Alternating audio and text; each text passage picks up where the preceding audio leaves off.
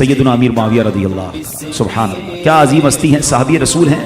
اچھا، صحابہ کرام میں کچھ کیٹیگریز ہیں، ٹھیک ہے نا، خادم رسول بھی گزرے، مؤذن رسول بھی گزرے، کچھ کی ڈیوٹی جناب سفر کی تھی، کچھ کی ڈیوٹی نبی پاک کو وضو کرانے کی تھی، اور کچھ جناب نبی پاک علیہ السلام کے ساتھ ہوتے تھے۔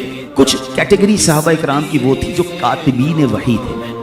کاتبین وحی بڑا اسپیشل مقام ہے، یعنی جن کو نبی پاک وحی لکھنے کی ڈیوٹی دی تھی، یعنی جو قرآن نبی پاک پر نازل ہوتا تھا، جبریل امین لے کر آتے تھے، تو پیارے آقا ان کو یہ ڈیوٹی دیتے تھے کہ وہ قرآن لکھتے تھے۔ کتنا بھروسہ تھا، یعنی مجھے اور آپ کو آج جو قرآن ملا ہے اور ہم دعوے سے کہتے ہیں کہ یہ رب کا کلام ہے اور اس میں زبر زیر پیش کی بھی غلطی نہیں ہے، یہ احسان ہے کاتبین وحی کا، اور یہ ان کی امانت داری ہے کہ انہوں نے پورا قرآن پہنچایا۔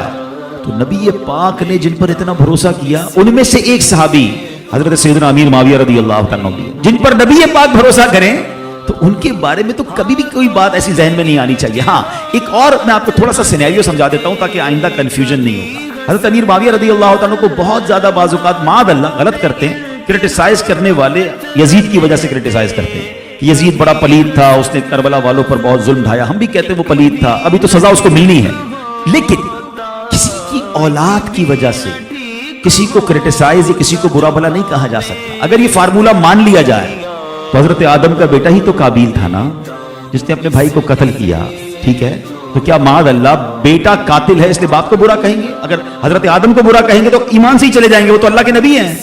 حضرت نوح علیہ السلام کا بیٹا طوفان نوح میں غرق ہوا، آپ کی زوجہ وہ ایمان والی نہیں تھی، اس کا کیا مطلب ہوا؟ سیکھنے کو یہ ملا کہ اللہ کی مشیت ہے، ہدایت رب کی طرف سے آتی ہے۔ بعض اوقات نبیوں کے گھر میں، ولیوں کے گھر میں ایسا کوئی بندہ پیدا ہو جاتا ہے تو نافرمان ہوتا ہے، اور بعض اوقات چور ڈاکو کے گھر میں ولی پیدا ہو جاتا ہے، تو یہ اللہ کی عطا ہے۔ اچھا، یہ اس زمانے کے لیے نہیں، آج بھی ذہن بنا کے رکھو، کسی عالم، کسی نیک صفت آدمی کے گھر میں اگر اس کی اولاد میں کوئی برا نکلے تو کبھی یہ نہ سوچیں، کبھی اس ولی کو یا اس عالم دین کو برا بھلا نہ کہیں کہ یہ اللہ کی عطا ہے۔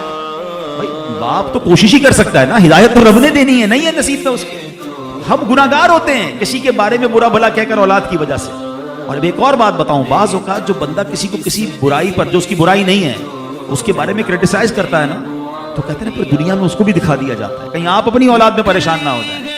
اللہ پاک سب کی اولاد کو نیک بنائے، ہماری مغفرت کا ذریعہ بنائے۔ حضرت امیر معاویہ رضی اللہ عنہ کو تو یہ عالم تھا عشق رسول اور خوف خدا کا کہ آپ نے وصیت کی تھی۔ آپ کے پاس نبی پاک علیہ السلام کے ناخن مبارک تھے، منہ مبارک بھی تھے، تو آپ نے وصیت کی کہ جب میرا آخری وقت آئے، میرا انتقال ہو جائے، تو میری آنکھوں پر اور سجدے کی پیشانی وغیرہ پر، اعضائے سجدہ پر یہ تبرکات رکھ دینا اور مجھے کفن میں ڈال دینا، کفن میں یہ رکھ دینا اور مجھے قبر میں ارحم الراحمین کے سپرد کر دینا۔ تو صحابہ کرام بھی تبرکات لے کر قبر میں جاتے تھے۔